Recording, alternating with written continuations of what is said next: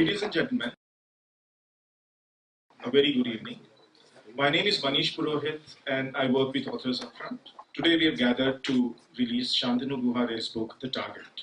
I would thank Mr. Suhail Seth and Mr. Anup Bose, to agree to be a part of this discussion. Mr. Bose is an eminent lawyer from the Supreme Court of India. Mr. Suhail Seth is the noted columnist, author, and social commentator. I would now request all three of them to formally unveil the book.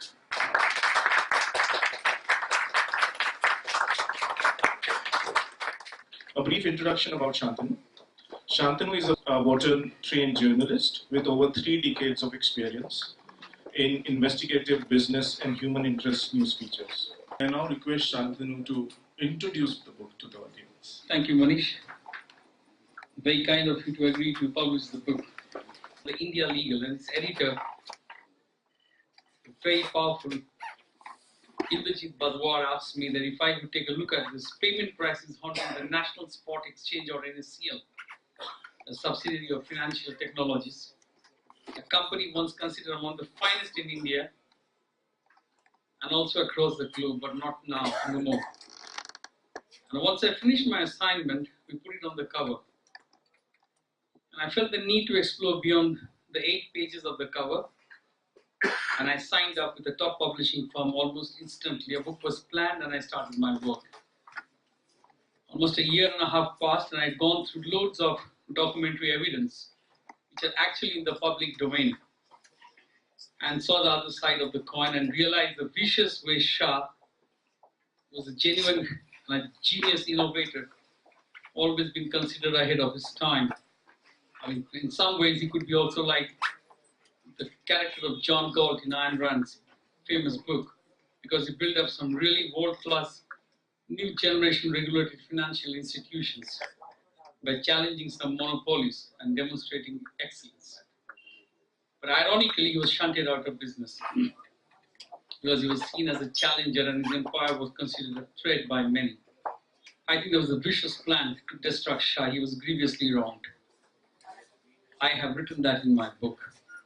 I started investigating the NSEL case and I went deeper into it, and I slowly realized how systematically one after another institutions which were ideal examples of Make in India were slowly dismantled and given away at throwaway prices.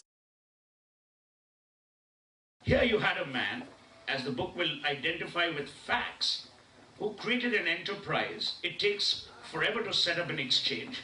He created 10 world-class exchanges, and suddenly the business goes for a toss. I think this is a book which tells you about the facetiousness with which industry is treated and with which industry allows itself to be treated by. It's important for books like this to be written. Why should people not be exposed to the truth, which is investigated, which is credible, and which is supported by facts, not by fiction? Therefore, I think it is not just a timely book, it's a relevant book. Shantanu's incisively stimulating book has not come a day too late, as the subject it targets is of current topical interest, which is steadily occupying the minds, time and attention of lawyers, judges, jurists, intellectuals, and others throughout the length and breadth of India, and even beyond its shores. The amalgamation of NSEL with FTIL and the supersession of FTIL's board will have a powerful impact on investments into India and the Indian economy as a whole. At the same time, the proposed supersession of FTIL's board is most likely to create chaos and confusion in India's corporate landscape and would open a floodgate of unnecessary litigation. This would erode the perception of ease of doing business in India to the serious prejudice and detriment of the Indian economy. Shantanu mentioned about Jignesh Shah, an outstanding brain who created history in several areas. We all remember easily MCX as the pioneering job of Jignesh Shah. Nobody heard of commodities exchange in those days. Starting from that, he developed nearly a dozen exchanges for financial services. It's an outstanding, absolutely outstanding work.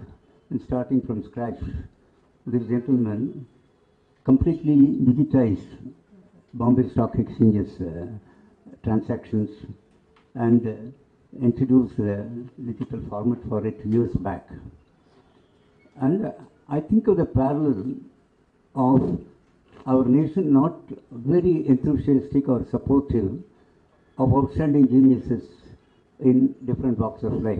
How come we are not respecting such talent?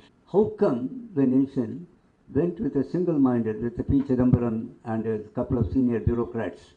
How did they relentlessly work to tarnish its name? The NSEL crisis would not have hurt so many investors had the government not banned trading overnight. When you stop a market, you have a payment crisis. When you have a payment crisis, people lose money. A commodities market that took several decades to build was destroyed almost overnight. As a result, the farmers lost and the country lost. You knew where the money went. The police identified the parties to whom the money went. But the money was not recovered. And not a single investor got his money, except those small investors to whom Jignesh Shah himself paid over the money. Work out a way to make an exit so that valuations are not destroyed. When you destroy a person and you destroy value, the man suffers, yes. Investor suffers, yes. But most of all, it's a country that suffers. You talk of Make in India, at the same time you destroy valuations for India. That is not the way to go. A company that could be sold at 10 times or 20 times, even 100 times its value, was brought down crashing. It had no valuation in the markets at all. You can't build a brand if you are ready to destroy it. Governments must learn to preserve values in brands, to make sure that brand India does not suffer. And the tragedy of the story is that brand India suffered the most. Shantanu has done a marvelous job in explaining how brand India was destroyed one by one by whimsical, capricious decisions taken by individuals disregardful of long-standing policies. When whim overtakes policy, you have a scenario of destruction. It is indeed a courageous book. This is a very intriguing story that he has very painstakingly investigated. And according to him, the reason for this whole investigation, successive investigations, interrogations, demolition of companies, has been at the behest of some very powerful people. I just want to say that I've met a lot of young people in Hyderabad, in Chennai, mostly in these two cities, and they had startups. They were, Jignesh Shah, if I may say so. Almost all of them, either they were destroyed in India, that is, they went bankrupt or something, they had worked for some company, they sold their brains, as Suhail so elegantly said, to some large company, mostly an American company, and they got a good income out of that and they could recover from their financial collapse. Or they went to Singapore or to San Jose and they did extremely well. They became millionaires. They could not become millionaires in India. That I can tell you, I haven't had a single case. I'm talking of youngsters, for example, who have got inventions which have been very helpful in the defense field. Why this book is important is, it's not just one Jignesh Shah. There are 100,000 Jignesh Shah. In India, they're still not in a regime where, if somebody's reputation gets sullied and soiled, you go and file cases and you go after all the people who are responsible for what wrong they've done as yet. But I think we need to come there. And I think people need to set examples. And possibly the protagonist of this entire book is a classic example who must take that up. There's a fascinating story, his rise and his success. But he paid a price for his success, for being so successful.